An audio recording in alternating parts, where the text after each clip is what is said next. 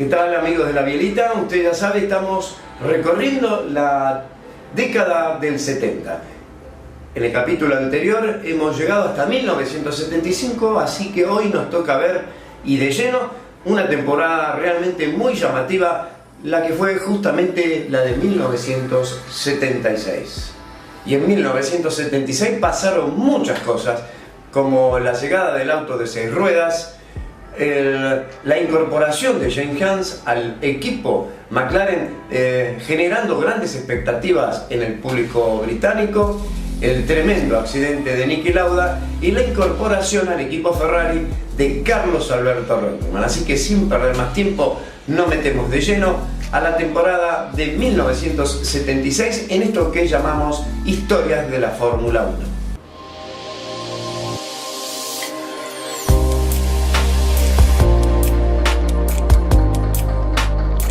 En 1976, dos hechos marcaron con gran fuerza la memoria de los aficionados de la Fórmula 1.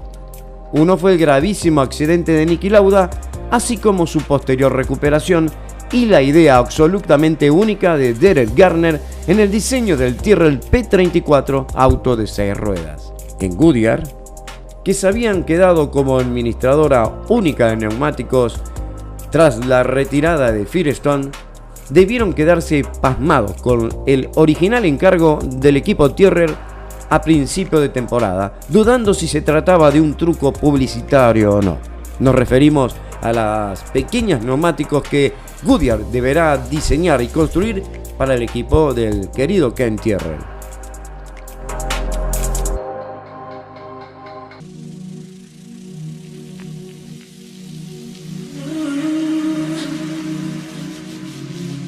Para empezar a desarrollar la temporada de 1976, sería bueno hablar un poco del Project 34, auto de 6 ruedas que diseñó Derek Garner para Ken Tyrrell.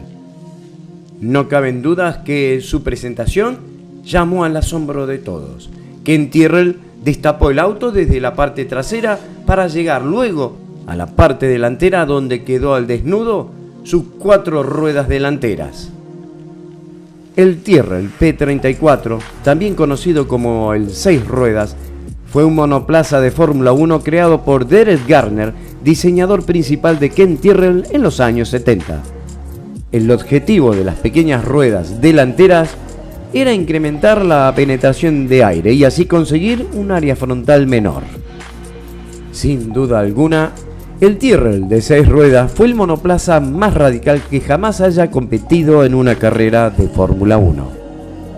En la casa del cabalino rampante, nos referimos a Ferrari, Niki Lauda y Clay Regazzoni ya preparaban una temporada que les podía venir como anillo al dedo. Ferrari se mostraba como el candidato más firme a obtener el título, pero se olvidaron que el M23, ahora en las manos de James Hunt, podría ser el rival más directo que iba justamente a tener el piloto austríaco Niki Lauda.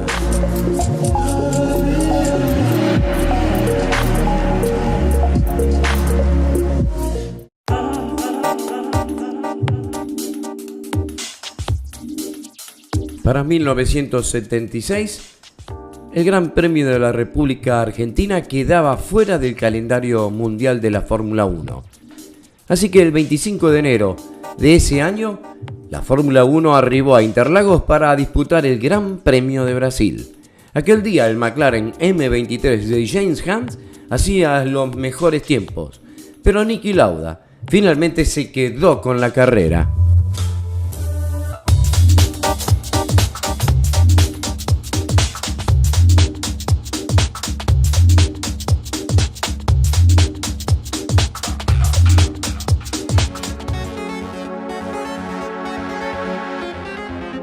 La segunda fecha de la temporada se realizará el 6 de marzo en Kyalami para lo que será el Gran Premio de Sudáfrica. Allí nuevamente Niki Lauda vuelve a ganar la carrera, demostrando que Ferrari está en su mejor momento.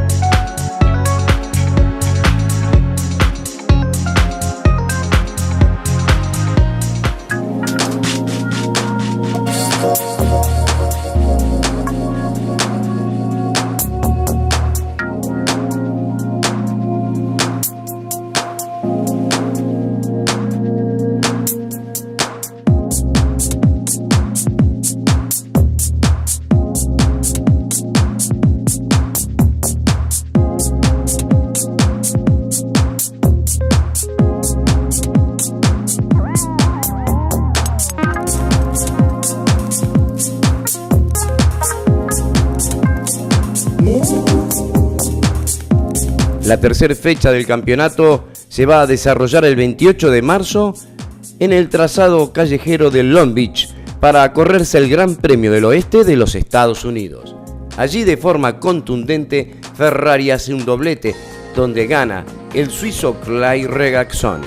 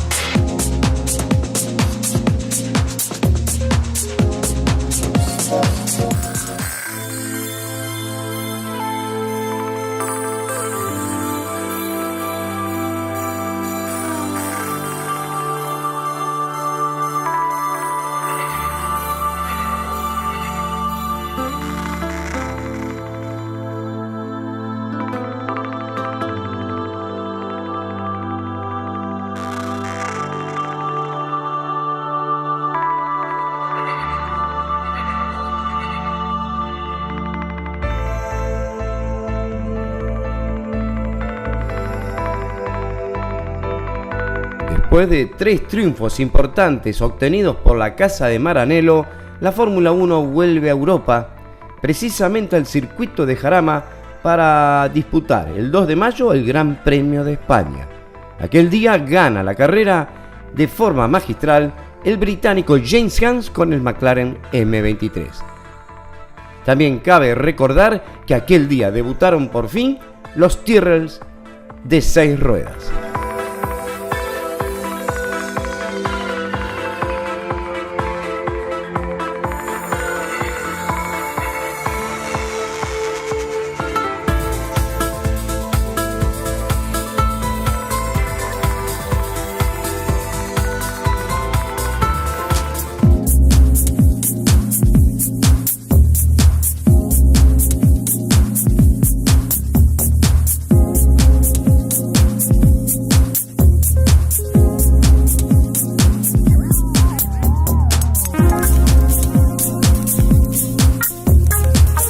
La quinta carrera del año se va a disputar el 16 de mayo en el circuito de Zolder para disputar el Gran Premio de Bélgica. Allí nuevamente el austríaco Niki Lauda se queda con una carrera increíble.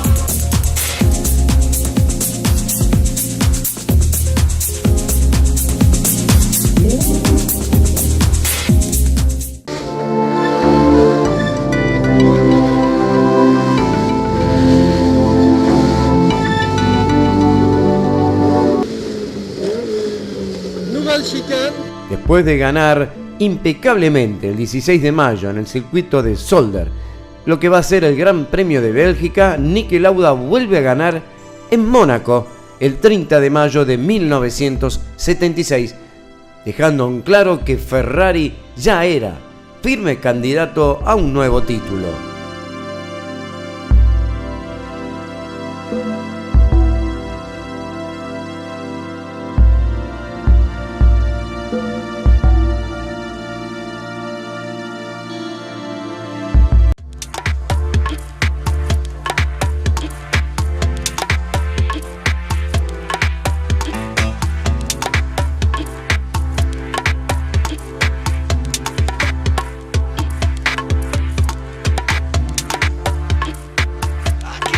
El 13 de junio, la Fórmula 1 viaja a Suecia justamente para disputar ese gran premio. Y para sorpresa de muchos, aquel día, Tyrrell hace el 1-2 con Jody Scheckter y Patrick Depailler ganando por primera vez con un auto de 6 ruedas.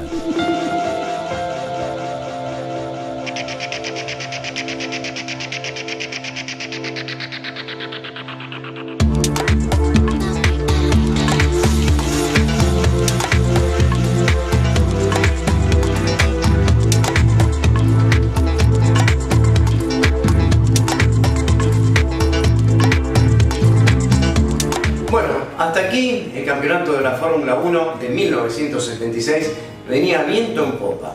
Un auto de 6 ruedas, Ferrari peleando con bastante holgura el campeonato, la aparición de James Hunt en McLaren, Walter Murray, el periodista inglés que acapara la atención con sus comentarios del público británico, tomando a James Hunt como el sucesor directo del recordado Graham Hill.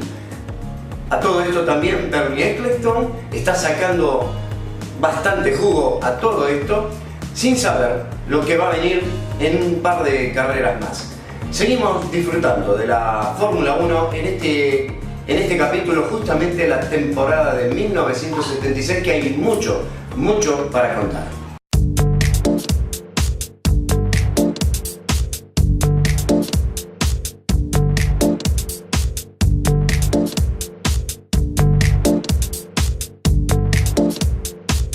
El 4 de julio, la Fórmula 1 viaja a Paul Ricard para disputar el Gran Premio de Francia.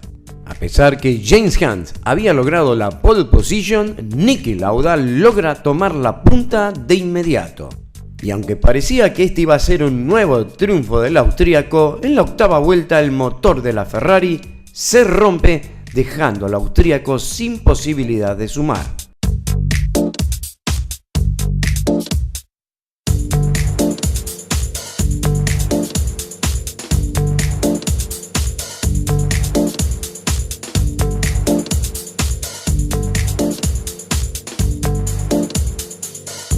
Finalmente, el Gran Premio de Francia queda en las manos del británico James Hunt, que logra un triunfo increíble con su McLaren M23.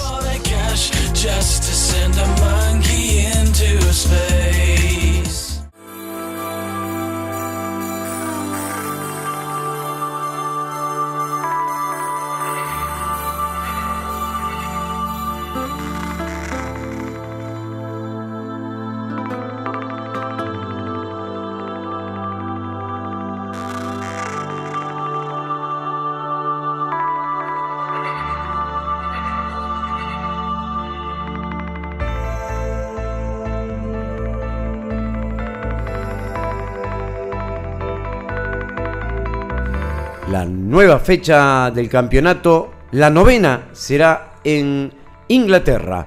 Allí en el circuito de Brands Hatch se llevará a cabo el Gran Premio de Gran Bretaña. James Hunt se mostraba como el favorito justamente en su casa, pero aquel día Niki Lauda se quedó con el Gran Premio después de una largada bastante aparatosa.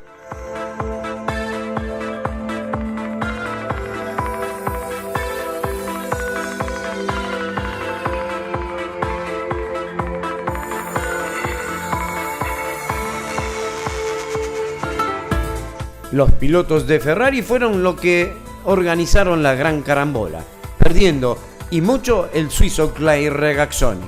Entre ellos también se vieron involucrados varios pilotos, entre ellos el mismísimo James Hunt. La carrera se detiene y entre el apuro para sacar el auto de reserva o reparar algunos daños, se vuelve a dar inicio y, como hemos mencionado, la carrera se la queda el austríaco Niki Lauda.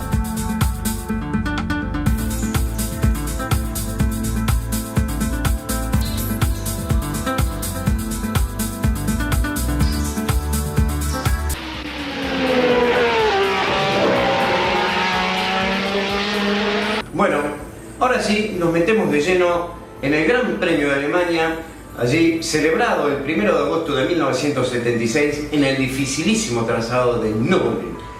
Allí casi pierde la vida el piloto austríaco. Estas son imágenes previas que vamos a empezar a desandar para luego sí hablar un poco de lo que fue ese Gran Premio, de lo que pasó y de las figuras claves de ese Gran Premio, que fueron 3 pilotos de los cuales ya vamos a hablar.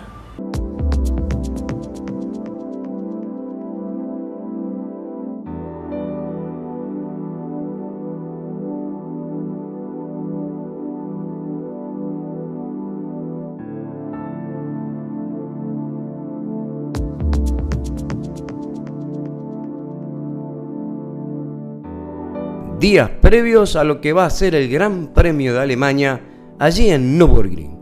Como podemos ver en estas imágenes, los camiones de los distintos equipos llegan al circuito para comenzar con las tareas de armar, desarmar y preparar todo para el Gran Premio.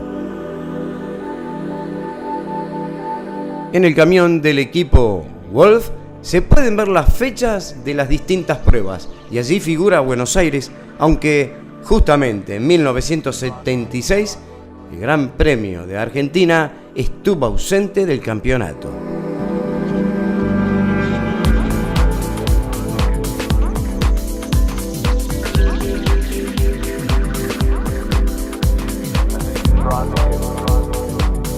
La empresa Goodyear trabajando duro para armar los neumáticos de los distintos equipos.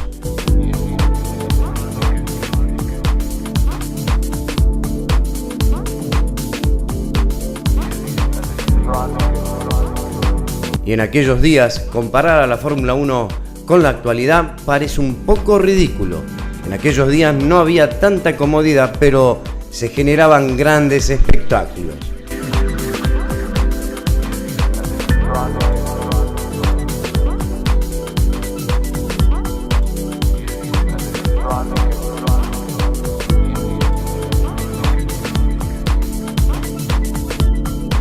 Arturo Merzario está lejos de saber qué va a pasar dentro de un par de horas, pero sin dudas va a ser parte de una historia un poco trágica.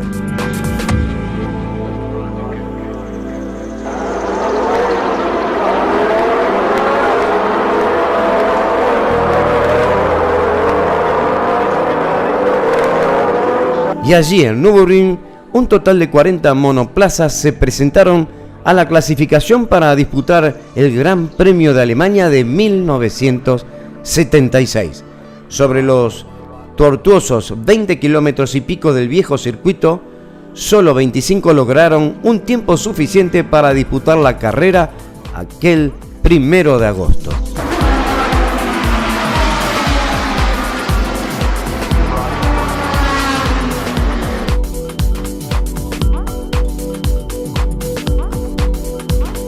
Niki Lauda tenía todo a su favor para lograr el segundo título consecutivo de campeón del mundo con la Ferrari.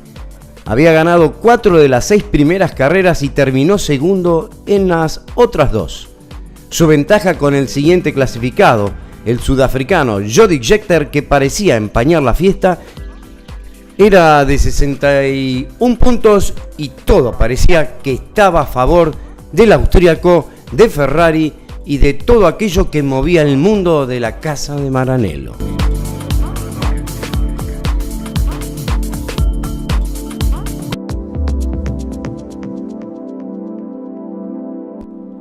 Y aquel día, Niki Lauda ocupaba la tercera posición en la parrilla de salida por detrás de James Hunt.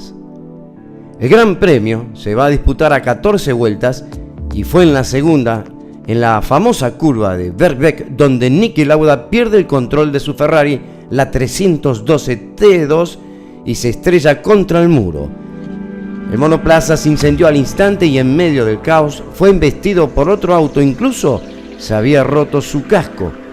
5 espectadores y un policía, más los pilotos Harald Hell, Guy Edwards y Arturo Merzario, fueron quienes aquel día se convirtieron en héroes socorriendo al austríaco en aquellos dramáticos y duros momentos.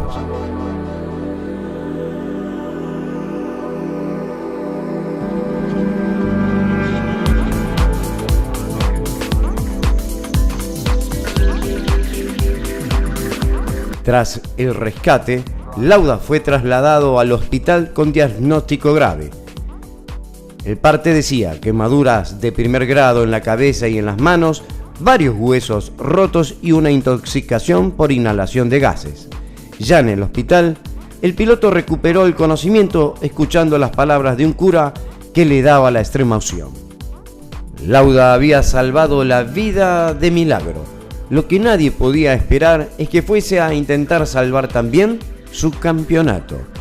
6 semanas después del accidente que sufrió en aquel Gran Premio de Alemania, en el cual gana James Hunt, Lauda volvió a competir en Italia. Bueno, tras el accidente de Niki Lauda, lamentablemente la continuidad del Gran Premio de Alemania, sobre todo en Nürburgring, llegará a su fin. No es el fin que uno hubiera querido para un circuito que verdaderamente tiene una historia riquísima. Correr allí no era para muchos, ganar o pertenecer al grupo de valientes que corrían en ese difícil trazado daba mucho prestigio. Uno recuerda la carrera de Fangio allí en 1957, donde, logra superar su propio récord, ganar y, por supuesto, obtener su quinto título. Del accidente de Niki Lauda se dijeron muchísimas cosas, que la Ferrari se había roto, que había una rama en la pista, que justamente había un charco de agua que Niki Lauda no pudo esquivar, perdiendo el control de la Ferrari, sobre el casco que la empresa que le daba el casco a Niki Lauda le había dado uno mal hecho, con un cierre que justamente no soportó el golpe. En fin, se dijeron muchísimas cosas, todas esas quedarán en el gran misterio de lo que fue aquel tremendo accidente. Nosotros, para terminar con el Gran Premio de Nürburgring de 1976, nos volvemos un año para atrás, porque no solo ganó Juan Manuel Fangio, el argentino, sino también lo hizo otro, y ese fue Carlos Alberto Reutemann, y eso fue en 1975, y nos vamos de Nürburgring con estas imágenes.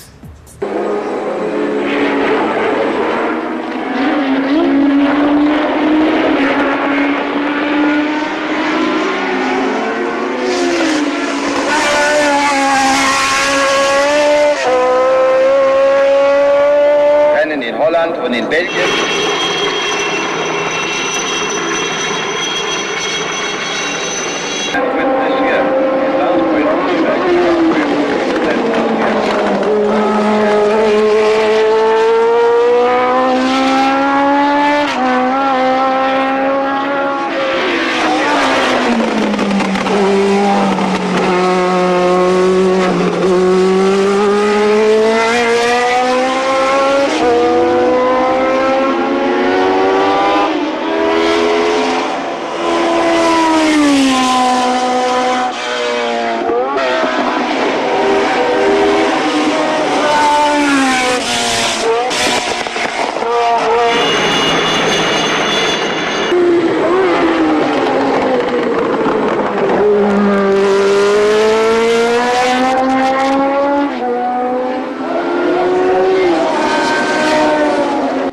Y finalmente, Carlos Alberto Reutemann recibe la bandera de cuadros con los dos brazos en alto.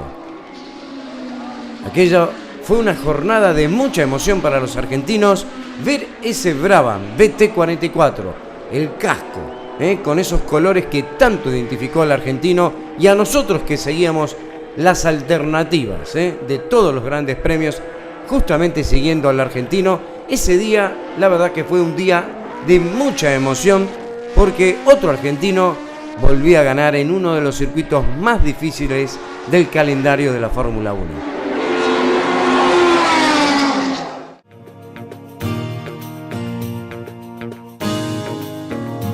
La 11ª carrera del calendario de 1976 se llevará en el circuito de Osterring el 15 de agosto para disputarse el Gran Premio de Austria. Aquel día, John Wexton con el Penske Ford logra una victoria inmaculada. El británico James Hunt aprovecha a descontar puntos ante un Lauda que está en plena recuperación y desplazando al mayor rival, que por entonces era el sudafricano Jody David Scheckter.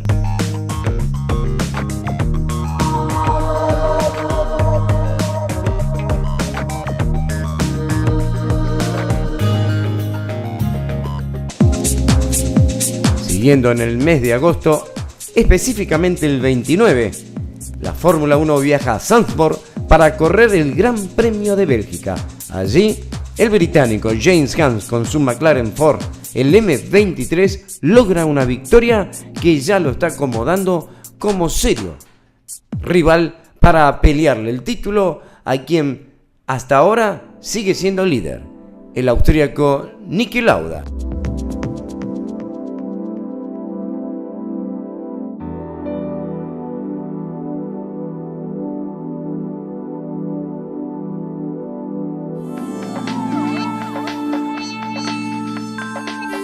El 12 de septiembre de 1976 se va a llevar a cabo en el circuito de Monza el Gran Premio de Italia, y allí aparece nuevamente, tras una espléndida y rápida recuperación, el austríaco Niki Lauda para volver a pelear el campeonato. Sin duda alguna, el accidente de Niki Lauda fue quien aceleró la salida de Carlos Reutemann del equipo Brabham, ya que a partir de ese momento fue contactado por el equipo Ferrari para tomar el lugar del austríaco. Reutemann se desvinculó de Brabham justo antes del Gran Premio de Monza, y como Ferrari no podía darse el lujo de correr con un solo auto, el argentino iba a acompañar al suizo Clay Regazzoni hasta la fin de temporada, siempre pensando que Lauda ya no volvería otra vez a correr. Sin embargo, lo que debía ser un super debut siendo el nuevo piloto de Ferrari en Monza, rápidamente pasó a un segundo plano por la noticia que sacudió al ambiente de la Fórmula 1. Niki Lauda increíblemente se había recuperado y volvía a su lugar de trabajo justamente en el circuito de Monza, por lo que Reutemann pasó a ser prácticamente un piloto suplente y correr con la tercer Ferrari. En aquella carrera se habló mucho más del retorno de Niki Lauda y de su excelente cuarto puesto final que del segundo puesto de Regazzoni, considerando que Reutemann salió séptimo y llegó noveno. Su debut en el equipo de Maranello pasó completamente desapercibido, con Lauda y Regazzoni confirmados por lo que restaba del año. Reutemann se tomaba unas vacaciones obligadas hasta su primer año completo, que va a ser justamente en 1977.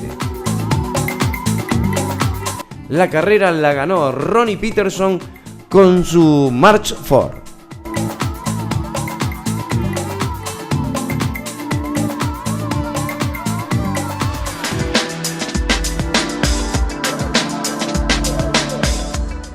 Ya cerrando lo que va a ser la temporada de 1976, solo restan 3 grandes premios, y serán el de Canadá, el de los Estados Unidos y el de Japón.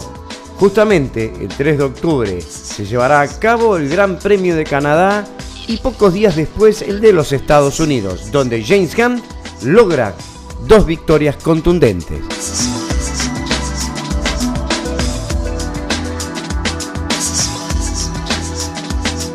Bueno, ahora sí nos metemos ya en lo que va a ser la última carrera de la temporada de 1976. Pero yo recuerdo, en 1976, aquel 1 de agosto, en el hospital, Daniel Adueto, director deportivo de Ferrari, le comunicaba a Don Enzo que lamentablemente el piloto austríaco no iba a tener más posibilidades ni chances de seguir corriendo en la Fórmula 1, ni en siquiera en ninguna categoría. Fue así que Enzo Ferrari pensó rápidamente en contratar al brasileño Emerson Fittipaldi, quien se negó rotundamente porque, usted ya sabe, estaba en su propio equipo, en el Copa Zucar. Así que de allí salió la sugerencia para traer a la escudería de Maranello al argentino Carlos Alberto Reutemann. Desde aquel 1 de agosto hasta llegar a la final de la temporada, Niki Lauda estaba a punto de conseguir lo imposible. Un campeonato que estaba desde el comienzo de la temporada a su favor, pero bueno, tras el accidente tuvo que, como quien dice, recuperarse, y realmente lo hizo peleando carrera tras carreras, tras su incorporación nuevamente a la Fórmula 1 allí en Monza, y llegó a Japón, donde las cosas cambiaron rotundamente. Pero nos metemos de lleno con lo que fue la última carrera de 1976, donde se definió un campeonato que usted ya sabe, ganó el británico, el playboy de la Fórmula 1, James Hunt. Nunca hasta entonces una carrera de Fórmula 1 había generado tanta expectación mundial por las dramáticas circunstancias de la temporada. Bernie Ecclestone, intuyendo el potencial mediático de este deporte, se apresuró a gestionar la primera cobertura televisiva global. Así todo el mundo iba a ser testigo del desenlace de un campeonato único.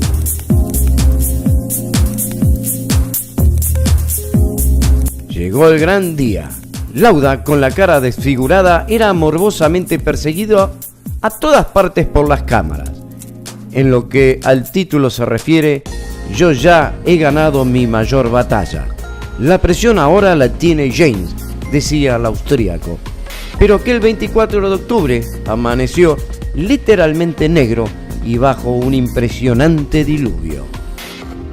Con la pista llena de charcos, para Lauda volvían a removerse los diablos de meses atrás. Pero no solo Lauda era el preocupado por las condiciones climáticas, sus colegas también se negaban a salir. Tanto los organizadores de la prueba como el mismísimo Ecclestone ponían mucha presión. La parrilla estaba dividida. Pasaba el tiempo y se acumulaba el retraso, con el peligro de que cayera la noche. Y si se seguía demorando la largada de la carrera, las cosas se iban a complicar. Al ser la primera competencia en Japón, las intensas presiones hicieron ceder a los pilotos y finalmente la mayoría decidió correr, y entre ellos el mismísimo Niki Lauda. Salvo Mario Andretti y James Hunt, que estaban en la primera línea de la parrilla, el resto de los pilotos estaban casi con poca visibilidad por el agua caída y por la poca luz natural existente. Los brasileños Emerson Fittipaldi y Carlos Pace pararon ni bien comenzaron la carrera. Pero ante la consternación en Ferrari, Niki Lauda llegó a continuación. Las secuelas del accidente de Lauda lo dejaron muy complicado al austríaco, ya que no tenía pestañas y con los lagrimales atorados a Niki se le complicaba tener muy buena visión. Al no poder parpadear, la visión se le complicaba cada vuelta, así que bajo esas condiciones tan dramáticas, el austríaco decidió abandonar todo.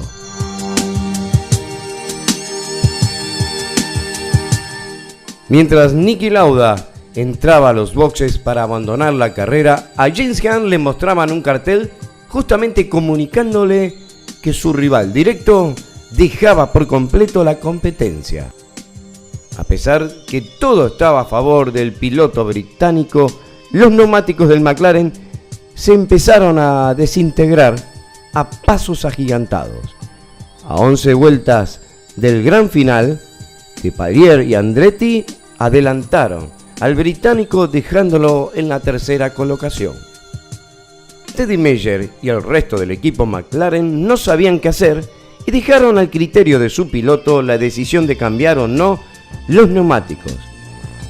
Por entonces, en aquellos días no había ni radio ni GPS para el seguimiento de pista. El británico estaba totalmente desconcertado por la gestión de su equipo. Desesperado, buscaba cualquier rastro de humedad en el asfalto para refrigerar aquellas gomas que ya no estaban rindiendo bien.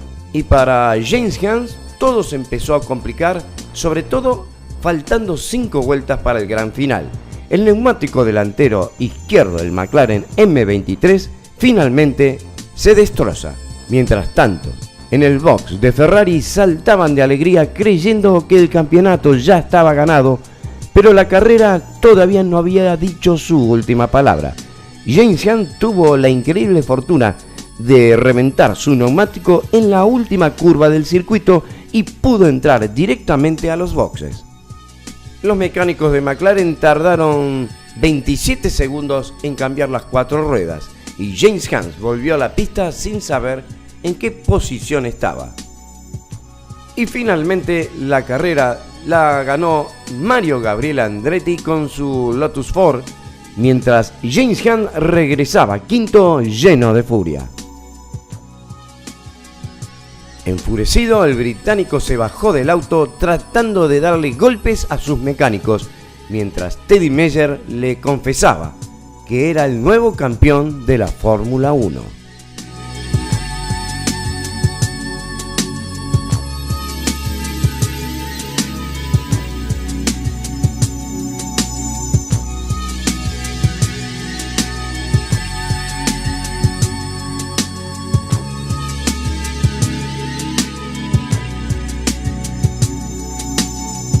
Bueno, ahora sí ponemos punto final a este capítulo.